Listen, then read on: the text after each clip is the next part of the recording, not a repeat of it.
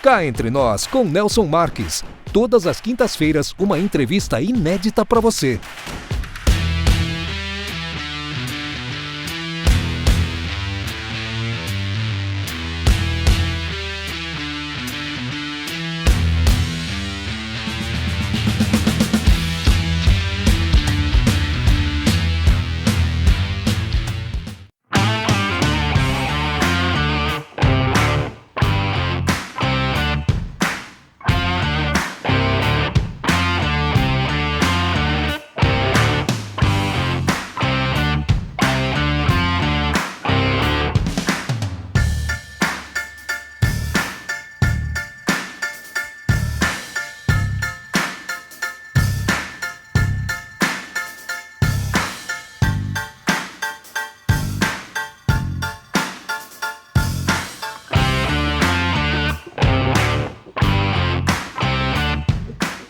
Olá pessoal, sejam todos bem-vindos ao Cá Entre Nós de hoje.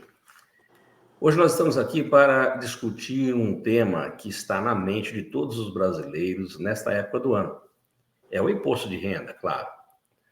E com as mudanças e atualizações constantes na legislação tributária, é fundamental estar bem informado para evitar e garantir uma declaração correta. Para nos ajudar a entender melhor as novidades e os impactos do Imposto de Renda de 2024 na declaração dos contribuintes, temos a presença da advogada e contadora doutora Marcela Nakashima. Ela, com vasta experiência na área tributária, Marcela vai compartilhar com a gente um pouco dos conhecimentos e dicas práticas para enfrentar esse desafio anual. Seja muito bem-vinda ao Cá Entre Nós, doutora Marcela Nakashima. Oi, Nelson. Muito obrigada pelo convite. É sempre uma alegria estar aqui no seu programa, que é um programa de extrema relevância, então eu fico muito, muito honrada mesmo. E você bem falou, é uma época que está todo mundo preocupado, né? Os contribuintes já ficam até sentindo uma palpitação, o medo do leão. Mas se a gente tiver consciência dos nossos direitos, dos nossos deveres com a declaração do imposto de renda, tudo fica mais fácil e não vai dar dor de cabeça, né? Então, assunto de extrema relevância, espero contribuir com o seu programa. Não tenha dúvida quanto a isso. A nossa ideia é realmente sempre, nessa época do ano, o ano passado você também esteve aqui conosco, para sempre nos alertar e dar as dicas aí como elaborar esse imposto, declarar esse imposto para que não haja nenhum tipo de problema, né? Mas, Marcela, mais uma vez, muito obrigado por sua presença e o seu aceite aqui em participar do nosso Cá Entre Nós. Doutora Marcela, quais são as principais mudanças do imposto de renda para a declaração de 2024? Ai, Nelson, eu até estive presente, né, na transmissão que foi feita da Receita Federal pelo Ministério da Fazenda sobre as novidades do imposto de renda para esse ano, né? E assim, antes de eu falar da parte prática, né, o que eu percebo é que com a tecnologia que a gente tem disponível hoje, né, a Receita Federal tem uma eficiência muito grande, muito maior e muito mais informações para conseguir realmente fiscalizar os contribuintes e exigir que as declarações sejam feitas de acordo com as regras definidas pela Receita Federal. Então, isso já é um sentimento que a gente tem, que ano a ano essa fiscalização é mais efetiva e mais importante, assim, que o contribuinte tem que realmente se atentar às regras para não cair numa malha fina ou em algum tipo de punição por conta disso, né? Mas falando da parte prática, né? Eu não sei se o pessoal lembra, mas no meio do ano a gente teve uma atualização na tabela do imposto de renda, né? Não no meio do ano, foi em maio, né? Então, até abril eram isentos, até tem uma colinha aqui, quem faturava até R$ 1.923, e esse valor aumentou em maio, né? Então, antes eram isentos, não eram obrigados a declarar quem recebia até R$ 28.559,70 de rendimentos tributáveis. E a partir desse ano, quem recebeu acima de R$ 30.639,90. Desculpa, Nelson, não é bem a partir desse ano, é esse ano referente ao ano de Este ano, referente. Isso, Sim. exatamente, falei errado. Então, quem recebeu tributáveis acima de R$ 30.639,90 precisa fazer declaração, tá? Obrigado.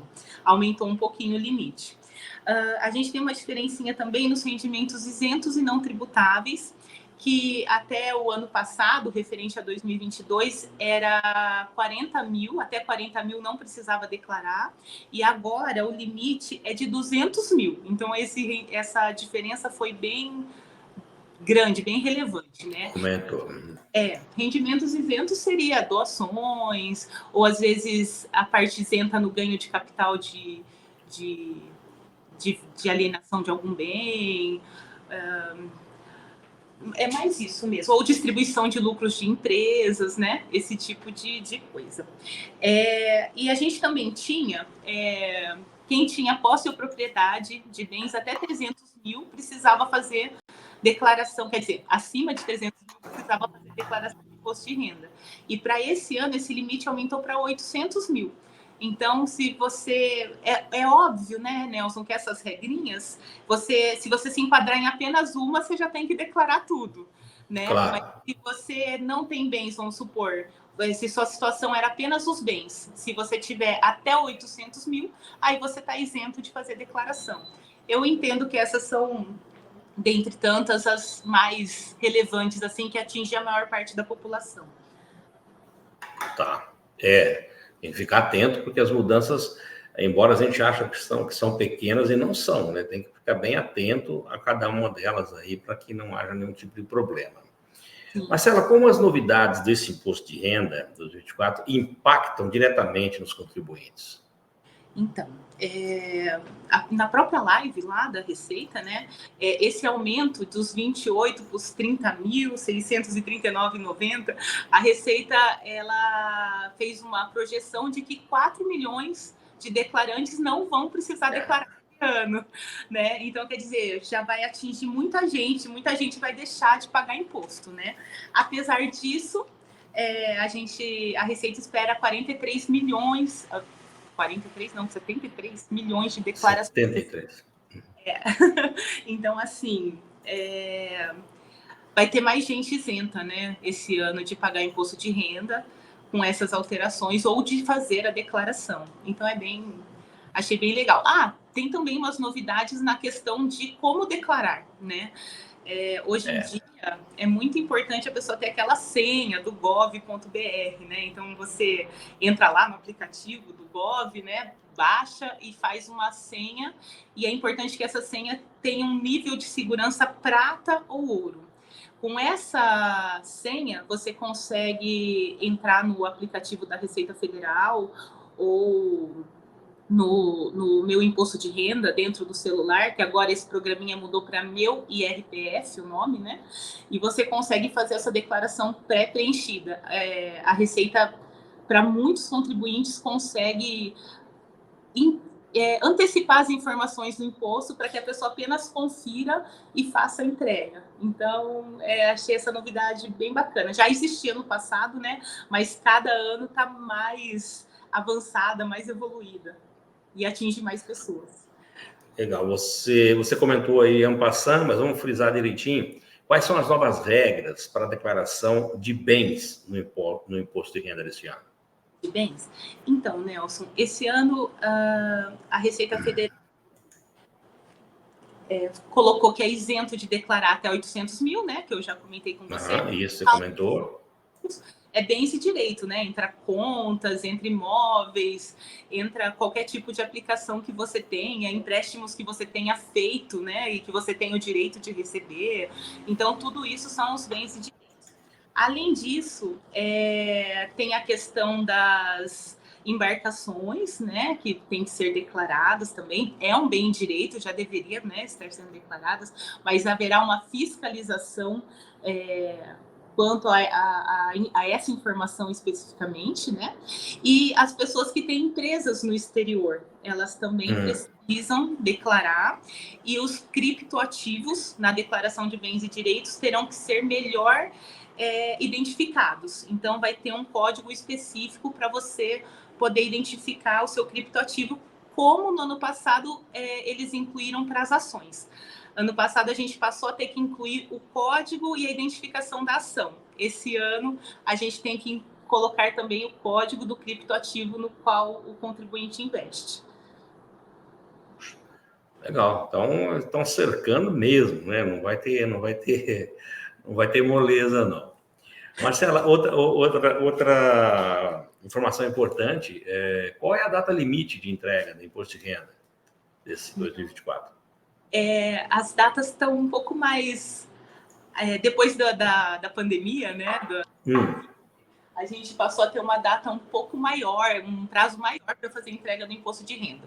Então, começa no dia 15 de março, né? E a gente pode entregar até o dia 30 de maio, desculpa.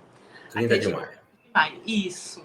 Então, a gente tem mais de 70 dias aí para juntar a documentação e poder declarar corretamente. Legal. Bom, vamos continuar explorando aqui os seus conhecimentos e essas mudanças que tiveram. Quais são as novidades relacionadas à dedução de gastos com educação na declaração desse imposto de ano? Ai, Nelson, isso é algo que todo mundo esperava, né? Porque como aumentou o limite dos tributáveis ali, né? Mais pessoas ficaram isentas no ano de 2023, então esperava-se que houvesse um aumento também nas despesas com educação, né? E na verdade não. Na live lá na transmissão da Receita Federal, eles explicaram que como essa dedução com educação é por uma lei diferente, não houve alteração. Então, se manteve em 3.561,50 referente ao ano todo de 2023. Não é por mês, é por ano. Então, você por ano, Então, você vai entrar lá, declarar sua despesa com educação, talvez você tenha gasto 10 mil, 15 mil, enfim, ou menos, né, do que os 3.500. Você vai declarar o total. Difícil, né? Porque é uma despesa cara, né? Mas você vai declarar o total que você gastou e automaticamente o sistema vai deduzir da sua base de cálculo 3.561,50, que é o mesmo valor que já era aplicado nos anos anteriores. Então não teve alteração. Mas é uma incoerência muito grande, né? O meu modo de ver, né? A educação hoje em dia é cara, teria que ser inclusive bem mais barata para ter mais acesso a outras camadas da população. E na hora da dedução, é quase nada, né, que consegue. Quase nada. Eu nem fiz essa conta para dividir por mês quanto que dá, mas na prática aqui eu vejo o pessoal gastando 15 mil, 20 mil, 30 mil mais, né, por ano, mas apenas da base de cálculo vai ser deduzido apenas 3.500. Então, assim, é algo que a gente espera ansioso, né, que seja realmente atualizado também, né, despesa com educação, despesa com dependentes, ou até ampliar um pouco o rol de despesas dedutíveis, né, que é bem restrito mesmo. Verdade. Marcela, e como que as mudanças do imposto de renda deste ano afetam a declaração de rendimentos dos investimentos? Olha, Nelson, tem uma novidade bem interessante que eu entendo como investimento, né? Talvez não seja bem o que você perguntou, mas eu entendo como investimentos. Quem tem investimentos no exterior, bens, né, no caso, sim, essas pessoas vão poder fazer uma atualização do valor desse bem, pagando o ganho de capital no valor de 8%, que normalmente é 15%, né? Então, você consegue regularizar a situação dos seus bens do exterior, principalmente se você não declarou, né? Ou se você declarou errado, e você vai pagar um ganho de capital bem menor, quase metade, né? Então, a Receita Federal está dando essa oportunidade. Dos demais investimentos, a gente tem que sempre ter o cuidado, né, de regra geral, assim, de sempre, estou falando assim, ações, criptomoedas, todo esse tipo de investimentos que as pessoas fazem, fundos, né, de você declarar realmente o valor da aquisição, fazer esse controle, né, é um controle mensal muitas vezes, né? Você saber exatamente qual o valor da aquisição desse seu investimento, como os custos, né? E se na venda você teve lucro ou prejuízo, inclusive fazer a manutenção do prejuízo, se for o caso, para que você possa compensar em futuros possíveis lucros que sejam tributados. Então, é muito importante que o investidor seja bem organizado, né, para que ele não pague mais, inclusive, do que é o devido, né? Muitos não compensam os prejuízos que tem. Chega lá, na hora que tem um lucro, vai lá, declara só aquilo, né? Paga o imposto, e às vezes ele tinha um prejuízo acumulado que poderia ter sido abatido, né? Abatido. Então é muito importante que isso seja feito. Isso já era algo que a gente precisava fazer, né? O que a gente vê hoje é uma fiscalização maior da Receita. Ela sabe melhor, ela tem mais informações dos investimentos que cada contribuinte faz, né? Então é bem importante que seja feito esse controle. Quem faz bastante investimento mensalmente, por operação, até para definir valor médio de ações ou de cotas que o contribuinte adquire, né? Marcela, você comentou de ti, mas vamos deixar bem frisado isso. Quais são as alterações nas alíquotas do imposto de renda para as pessoas físicas em 2024? A gente teve essa alteração do limite da isenção do imposto de renda em maio do ano passado, né? Esse ano a gente já teve outra alteração, né? Que quem ganha, não querendo misturar aqui, mas acho que é legal o pessoal saber, né? Quem ganha até 2 salários mínimos nesse ano de 2024 não paga imposto de renda. E 2 salários mínimos dá 1.412, dá 2.824, né? Então, aumentou para quem recebe até esse valor, não está pagando imposto de renda 2024. Mas, referente ao ano de 2023, né, quem faturou 24.511,92 não paga alíquota nenhuma. E depois, conforme a tabela vai avançando, esse é um valor anual, tá, Nelson? Já consolidado. Tá. Conforme a tabela vai avançando, a gente tem a alíquota de 7,5%, 15%, 22,5% e 27,5%, conforme a gente já estava acostumado, né? Então, a 27,5%, vamos dizer, é quem ganhou no ano passado acima de R$ 55.976,16. Então, eu te trouxe o panorama da alíquota mínima, né? E da alíquota máxima do imposto de renda. Aí já dá para sentir mais ou menos como que o leão vai fazer o ajuste nos seus rendimentos. Qual vai ser a fome dele, né, Marcela? Qual vai ser a fome, Marcela, quais são as novas exigências para a declaração de rendimentos recebidos de pessoas jurídicas? Nelson, para declarar os rendimentos de pessoas jurídicas, a gente tem que receber o informe, né, dessa pessoa jurídica, que vai ter ali consolidado o total que você teve de rendimento no ano, né? Então, pode ser que você tenha ali naquele informe tanto rendimentos tributáveis quanto rendimentos isentos. Às vezes é uma indenização por rescisão de contrato de trabalho, às vezes é uma distribuição de lucro de um sócio, né? Que também é um rendimento de pessoa jurídica, né? Também tem os rendimentos que têm a tributação exclusiva na fonte, que é o caso do 13º salário. Então, vem tudo discriminado no informe de rendimento que a empresa entrega, ou deveria ter entregue aí até final de fevereiro, né, desse ano. Recebidos esses informes, inclusive de bancos também, tá, Nelson? Que é uma pessoa que te remunera também. A gente declara esses rendimentos e eles vão cair na tabela do imposto de renda do ano de 2023, com essa atualização que eu acabei de comentar com você. Então, os rendimentos de pessoa jurídica, eu acho que é um dos mais fáceis aí, quando não é sócios, né, que tem que fazer toda aquela apuração dos lucros e da contabilidade, é tranquilo de declarar, porque normalmente vem bem especificado e bem tranquilo para você fazer o repasse dessa informação na declaração. Marcela, quais são as mudanças nas regras para a declaração de imóveis no imposto de renda de 2024? Teve muita alteração? Oi, Nelson. Então, eu sinto que a principal alteração foi aquela do valor mesmo na declaração de imposto direitos, que aumentou para 800 mil. Eu sei que bens e direitos não é só imóveis, mas como os imóveis representam uma parte importante, normalmente, desses bens e desses investimentos, então acho importante ratificar essa informação.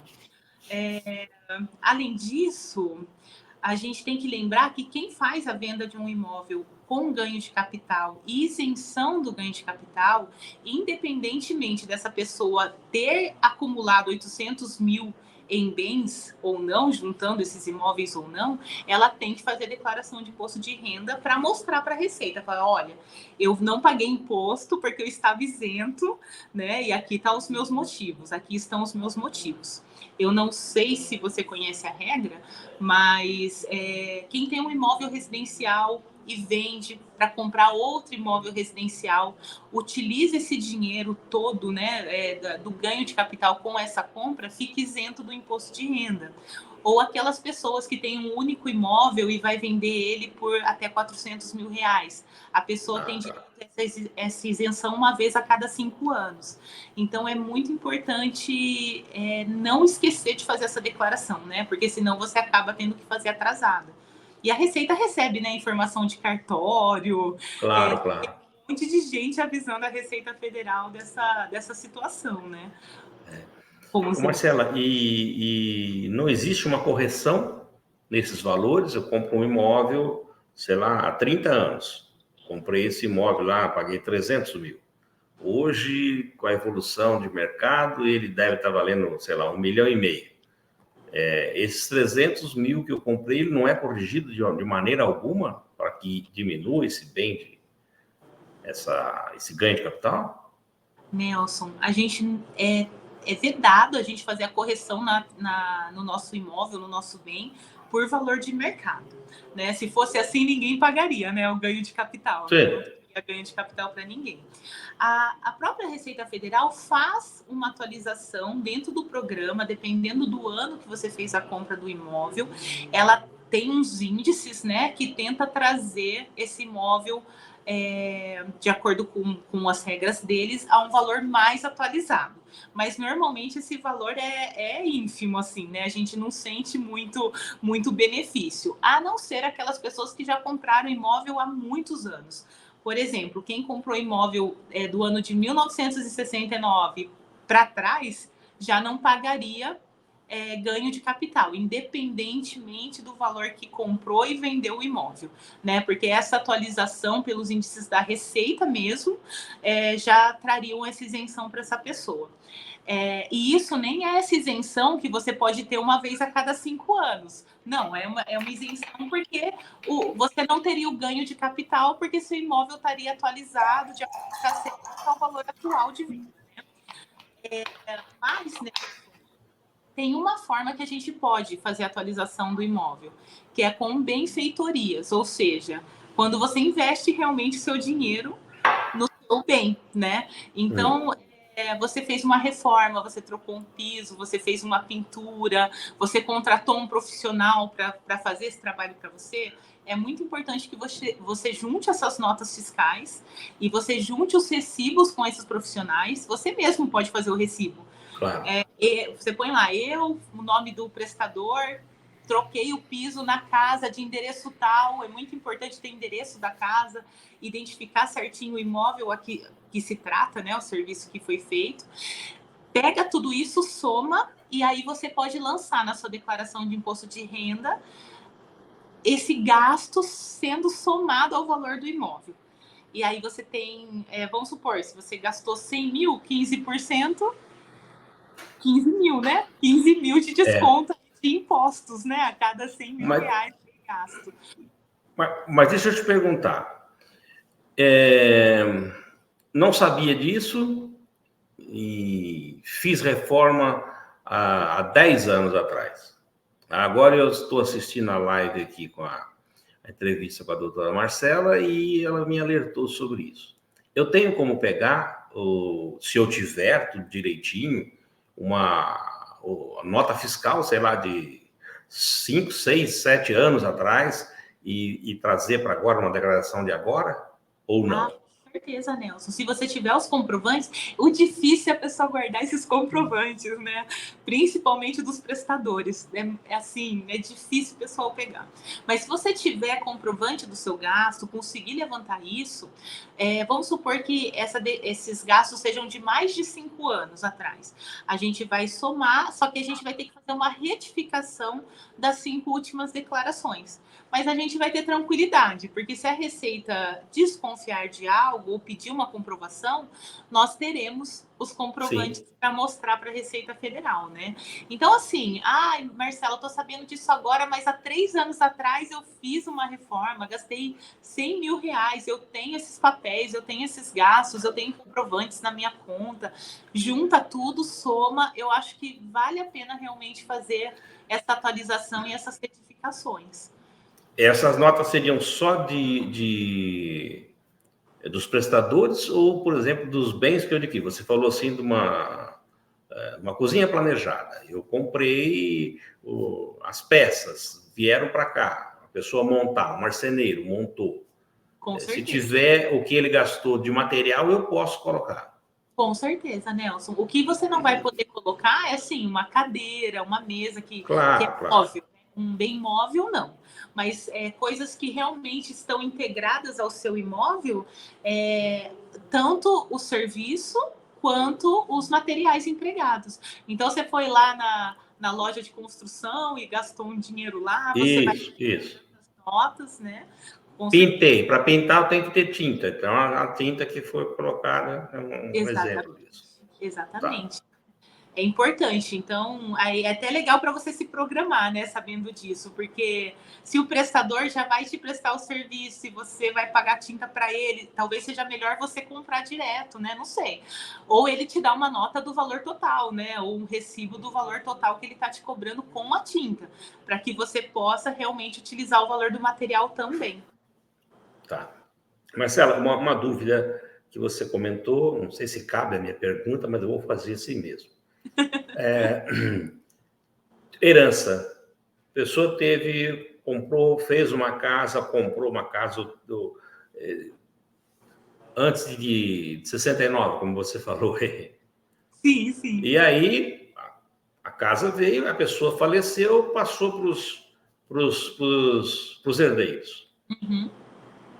Como é que fica isso? A hora que veio para o herdeiro, passa a contar daquela data ou ele pode se valer que a casa foi feita de 69 para trás?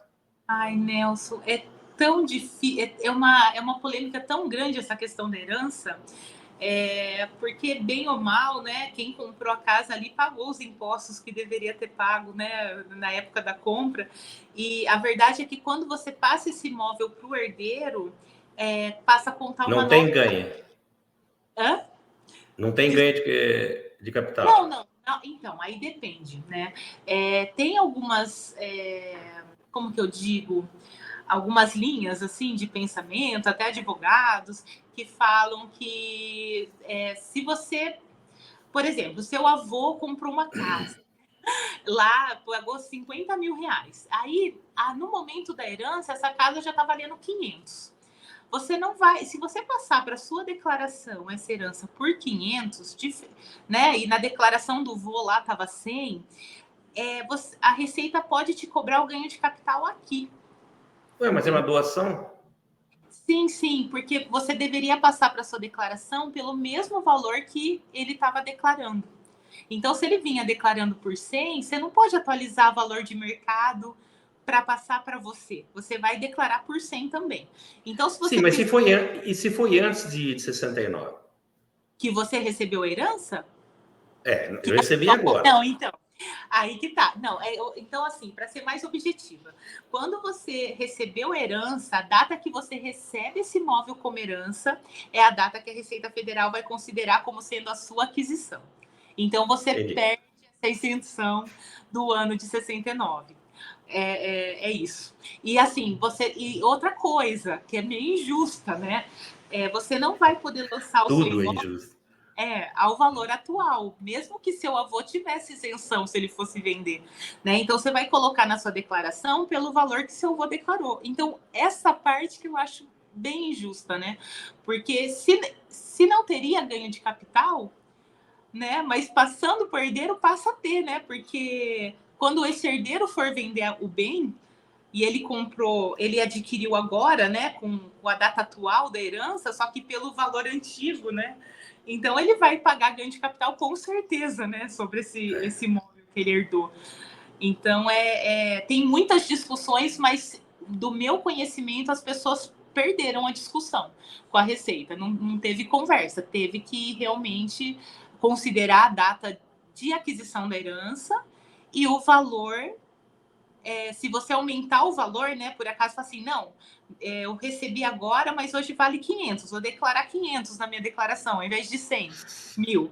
Você corre o risco da Receita te cobrar o ganho de capital aqui, na sua atualização, entendeu? Na atualização, entendi. Do 100 para os 500, né? Então, é bem complicado, não tem, o herdeiro se ferra. Desculpa. Exata. Não, mas é exatamente isso. O cara vai, como você disse, se ferrar de qualquer maneira. Se correr, o bicho pega, se ficar, o bicho come, não tem negócio. Né? Tem muita tese, é fácil de você explicar para a Receita por que não teria isso. Passa pelo valor atual e passa a contar a partir de agora, já que a data vai ser renovada. Não é verdade? Era mais simples, né? Mais justo. Infelizmente, até o momento não colou. Eles dão o imposto mesmo da gente. Tá certo.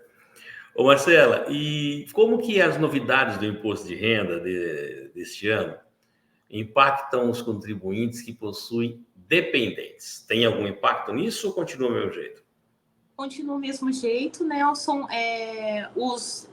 As pessoas que lançam como dependente os pais ou os avós, né, que podem ser dependentes na declaração, por causa dessa pequena atualização que teve no ano passado da tabela do imposto de renda, então você pode colocar como dependentes os pais ou os avós, desde que eles tenham recebido até, espero não falar errado, R$ 24.751,74. Se eles tiverem recebido mais do que isso, eles não podem ser seu dependente, né? Mas essa regra já existia, né? Então, assim, quem são os dependentes? São os filhos, os enteados, pode ser aquela pessoa pela qual você tem a guarda judicial, né? Ou a curatela. Quem mais são os dependentes? Basicamente esses, os pais, os avós, desde que recebam até R$ 24.751,74. Tem a questão dos sogros poderem entrarem na declaração como dependentes, também vai ter esse limite de renda para eles. Só que para você declarar o sogro como dependente, o correto seria que a esposa fizesse a declaração. Declarasse na dela. Declaração em conjunto. Ou separada e declarar na dela, né? Aí fica mais, daí não dá dúvida, né? Aí não tem problema.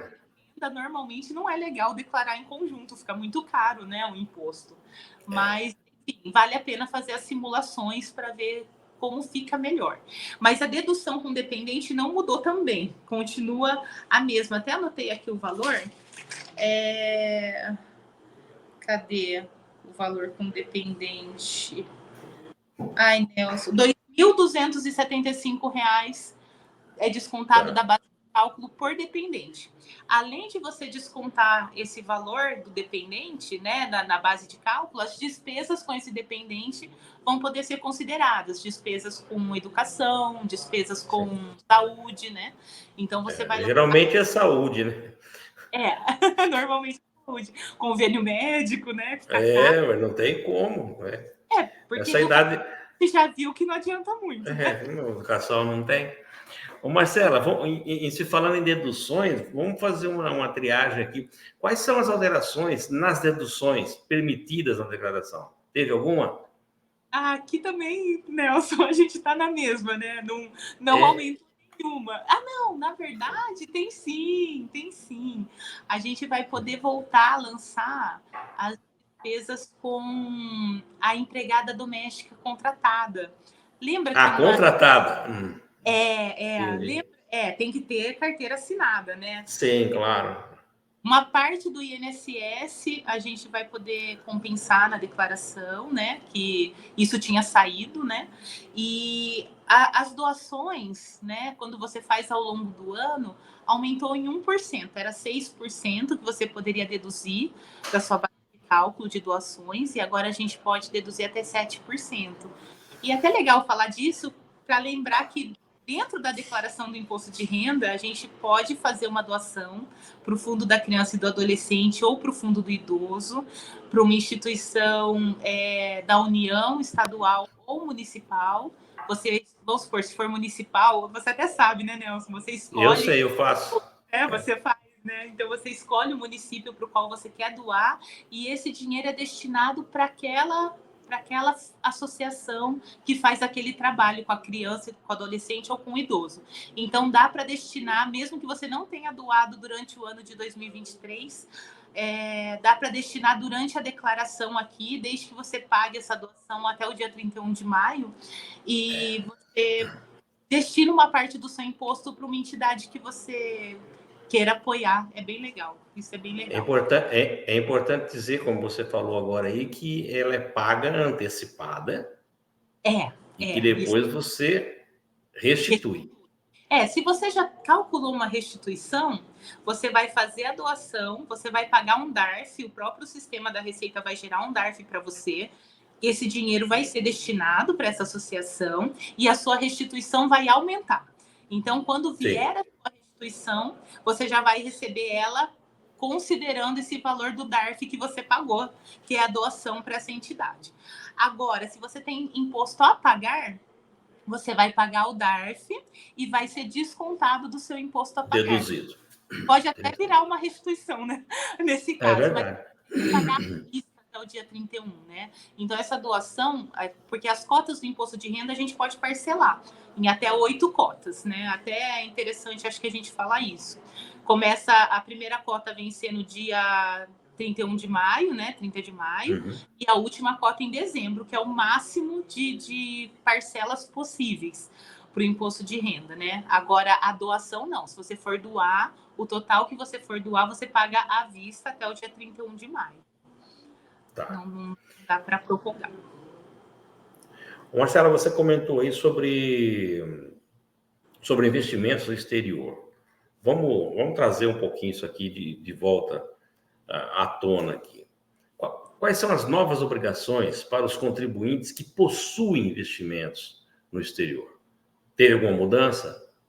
Teve uma mudança. Teve aquela questão de você fazer a atualização dos bens, que eu já comentei, né? Pagando 8%. E tem a questão de quem tem trust ou participações societárias em outros países, né? Certo. Então, nesse caso, você deve fazer individualização do seu investimento, como se fosse um investimento de pessoa física seu, e declarar no seu imposto de renda. Então, você vai pegar o valor que você investiu e vai informar na sua declaração. Então, a Receita quer ter informação das offshores, dos trusts que cada um investe, né?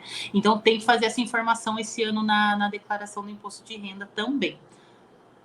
Porque daí você tinha uma empresa e ficava lá fora e você não pagava, né? Agora você vai ter que trazer isso para o seu valor de investimento e colocar na sua declaração.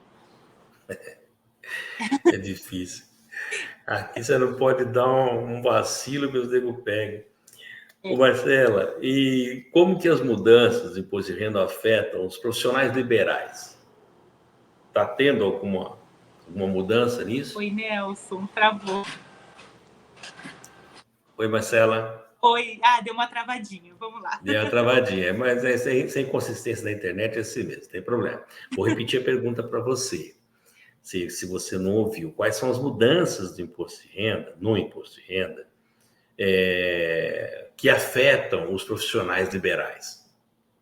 Legal, Nelson. Olha, eu vejo que para os profissionais liberais, o que mais tem afetado é a questão da fiscalização mesmo, porque as regras de imposto de renda são as mesmas. O que acontece? O profissional liberal, ele tem uma... não vou generalizar, mas eles têm uma resistência em declarar os seus rendimentos, né? E só que hoje em dia, recebimento por Pix, né? Principalmente por Pix, por cartão, muitas vezes, né? E essa informação a Receita Federal tem. Essa informação vai verdade.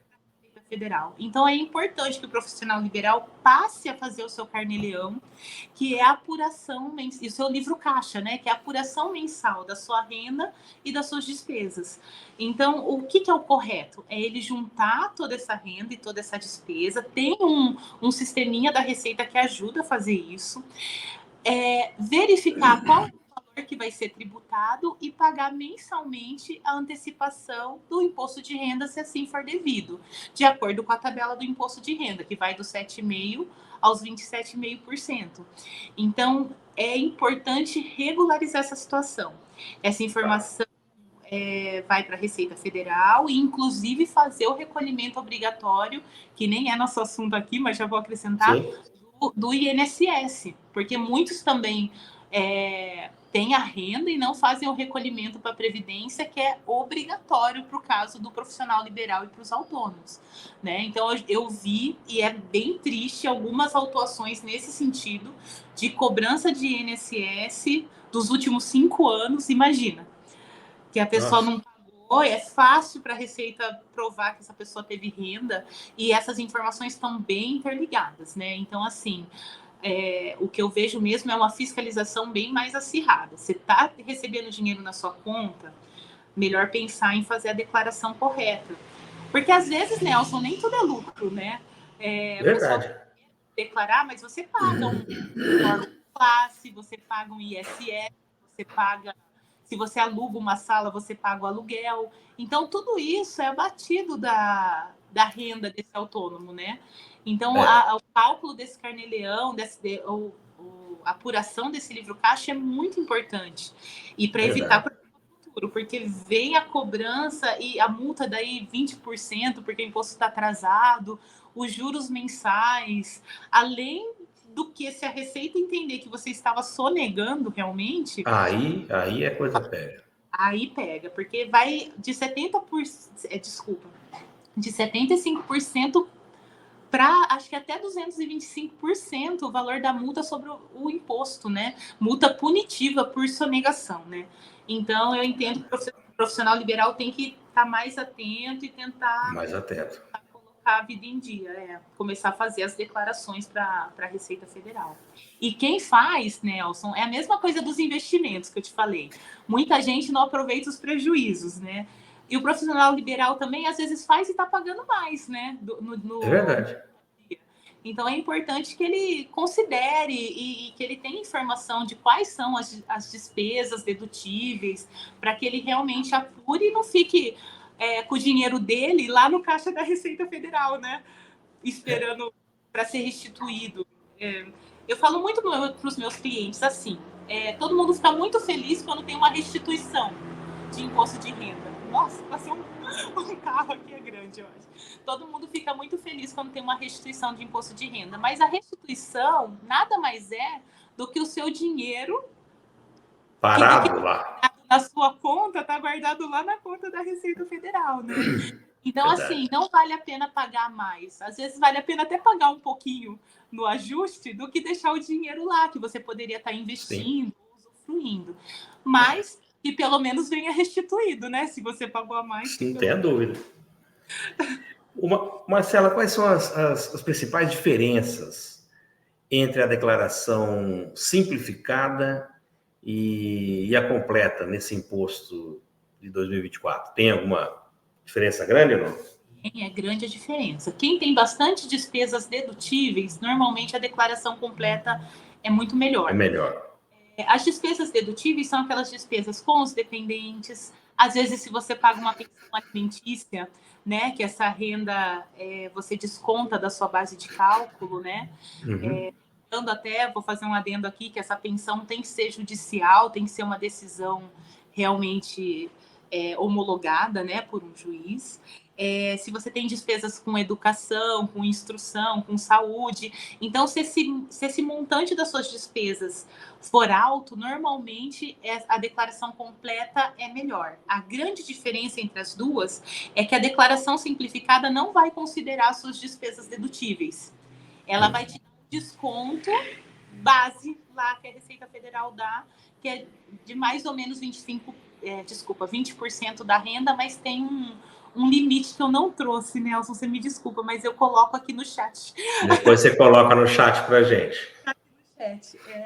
Não é muito alto, o limite é baixo, então tem um desconto já. Então, vamos supor que esse desconto seja de R$20 mil, tá? Mas não para todas, tá? Dependendo da renda, isso vai aumentando ou diminuindo. Se as suas despesas dedutíveis for maior do que isso, já vale a pena você fazer a declaração completa, porque daí você vai ter mais desconto na sua base de cálculo. O que não acontece é acumular a despesa dedutível com o desconto simplificado. Você vai escolher um ou outro. Um ou outro. Isso. Mas Legal. É muito prático isso, viu, Nelson? Na hora que você vai fazer a declaração, dentro do próprio programa, ele vai te mostrando esse cálculo. Olha, usando as dedutíveis, você restitui ou paga tanto. E usando o desconto simplificado, você restitui ou paga esse outro valor. Então, você consegue, conforme você vai fazendo os lançamentos, visualizar qual que é a melhor opção para você. Qual que é o melhor. Sim, e você vai escolher sem dúvida, né? Onde você pagar menos, com certeza. Claro. Marcela, e quais são as consequências para os contribuintes que não cumprirem as novas regras do imposto de renda? Nelson, tem multa, né? Então, se você não... Assim, uma das regras é entregar a declaração dentro do prazo, que é até dia 31 de maio. Então, se você é um contribuinte obrigado a declarar, você precisa fazer a declaração dentro do prazo, porque se você entregar depois, você vai pagar uma multa mínima de R$ 165,74 ou de 20% do imposto. Então, quer dizer, essa multa pode ser muito maior, dependendo do imposto que é apurado na sua declaração, tá? Então, entregar a declaração é o primeiro ponto importante. Outra coisa ruim de você não cumprir as regras, vamos supor... Mas, Nelson, assim, a gente fala, às vezes, parece que tá todo mundo sonegando, não é isso. Às vezes a gente erra também, né? Erra, claro, Esquece, por exemplo, você lança um dependente, esquece de lançar a renda dele lá na sua declaração, né? Ou Pronto, você, sei lá, recebeu um aluguel por 1 ou 2 meses e você esquece de pegar esse rendimento para a imobiliária. Enfim, se você não lança alguma receita sua, você possivelmente vai com uma possibilidade muito grande de cair na malha fina.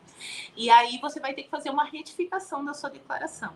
Então, por isso que é importante estudar bem, né? Se tiver dúvidas, procurar um profissional habilitado, para que você tenha o mínimo de erros possível, né? Dentro da sua declaração. Porque daí a pessoa vai te instigando, vai fazendo as perguntas, né? Do que é necessário, dos documentos que precisam ser declarados. E isso diminui as chances de algo ficar realmente esquecido. Renda de dependente é recorde, né? A maioria esquece aí de declarar. E isso é uma coisa ruim, sabe, Nelson? Porque quando passa do prazo, né, de entrega de declaração, que é o final de maio, se você perceber que você não lançou uma renda e você lança, você já não pode mudar a sua declaração escolher entre a simplificada e a completa. E aí, se de repente você entregou na completa e ali ficou muito mais caro, na simplificada ficaria mais barato, você já não consegue aproveitar o benefício. Você vai ter que pagar o mais caro mesmo. Então, assim, minha dica é não deixar para a última hora, né? Se você tem dúvida, procurar realmente alguém que possa te ajudar. Tem essas declarações pré-preenchidas que a Receita Federal faz hoje, e é super legal porque ela até te dá preferência nos lotes de restituição, se é o caso de restituição, você fica ali na fila, né, para receber a sua restituição. Mas você é responsável por aquelas declarações. Então, a Receita deixou isso bem claro na transmissão que ela fez. Eu posso te dar na pré-preenchida o que eu tenho aqui de informação sua, mas você tem que conferir, validar e acrescentar se algo estiver faltando, ou alterar se algo estiver errado. A responsabilidade é 100% do contribuinte, né? Então, é muito importante fazer corretamente para não pagar mais, né? Pagar multa, pagar imposto, o pessoal já chora, né? Pagar multa e Claro. juros, então, aí fica ruim. Marcela, uma dúvida. Tenho declarações, uma hipótese, declaração separada da esposa. Num dado momento, eu tive um gasto excessivo que é interessante que eu declare, que eu faça a declaração em conjunto. Pode ser feito. Pode, Nelson. Inclusive, essa questão dos dependentes tem que ser... Quer acrescentar alguma coisa? Eu quero saber se pode, você disse que pode. E se depois, Pode. num próximo ano, eu não tiver aquele gasto excessivo e quiser voltar a fazer separado, é possível? Total liberdade para isso. Pelo menos. Né? E bom, Então, né? Pelo menos isso. nossa, até os filhos, né? A gente acha que a gente pode declarar os filhos até 21 anos ou até 24 anos se eles estiverem cursando ensino técnico ou superior, né? Mas ele começa a ter um salário. Obviamente que nesse momento eu vou simular. Eu vou verificar se é interessante ele continuar sendo meu dependente ou não. E isso, para esposa e marido, é a mesma coisa. Você tem sua esposa como sua dependente, ou a esposa tem o marido como seu dependente na declaração, em algum momento. Não tem nenhuma vedação, pode ser feito em conjunto. E pode ser feito separado se isso não for mais vantajoso para vocês. Então, Desde que declare. Desde que declare. Então, daí o que é importante? Colocar a renda dos dois, né? Claro. Vai pôr despesa, mas também vai colocar a renda dos dois. Então, se um dos dois tem uma, né, sei lá, de repente um motivo de doença, tem um gasto gigantesco, então ele pensa, poxa, talvez se eu fizer junto com a minha esposa, ou a esposa, se eu fizer junto com o marido, vai ficar legal. Simule, sim, você pode entrar naquele ano e sair no ano seguinte, sem problema nenhum. Seu filho Legal. Também pode entrar no ano seguinte você tira, depois você coloca de novo. Ano a ano a análise da vantagem ou não de declarar um dependente ou de declarar em conjunto. Legal. Bom, Marcela, olha só, nosso tempo voou, né? Queria te agradecer aqui, deixar a nossa gratidão, nosso muito obrigado por você ter participado aqui no nosso Cá Entre Nós. E eu sempre falei no começo, anunciei com Marcela Nakashima. É Marcela Truzzi Nakashima, né? O Truzzi inclusive, é o nome do escritório de contabilidade. A gente não pode deixar isso em branco. Peço desculpas para você. Muito obrigado. Muito obrigado. Eu falo que eu sou Marcela Truzzi, né? Quando eu atuo como advogada, aí eu uso a Marcela Nakashima. Tá certo. Então não estou de todo errado, né? Tudo faz parte. Marcela, muito obrigado, viu, por sua entrevista esclarecedora sobre as novidades e impactos do Imposto de Renda 2024. Na declaração dos contribuintes, é claro. Tenho certeza que a sua contribuição foi fundamental e enriquecedora aqui para o nosso programa e informando aí os nossos espectadores com esse tema tão relevante. Muito obrigado mesmo por participar aqui no nosso programa. E agora eu gostaria que você deixasse uma mensagem para os nossos seguidores, falasse um pouquinho aí do seu escritório de contabilidade, e eu também vou colocar aqui os seus contatos que você já me passou, então vou colocar aqui para as pessoas saberem um pouco mais, quiserem entrar em contato contigo. Nelson, eu que agradeço novamente, adoro vir aqui no seu programa, conversar com você, estou disponível sempre que você tá. A minha... eu sou contadora, você sabe, né? Já atuo há mais de 20 anos, adoro falar de imposto de renda, faço declarações desde sempre, né?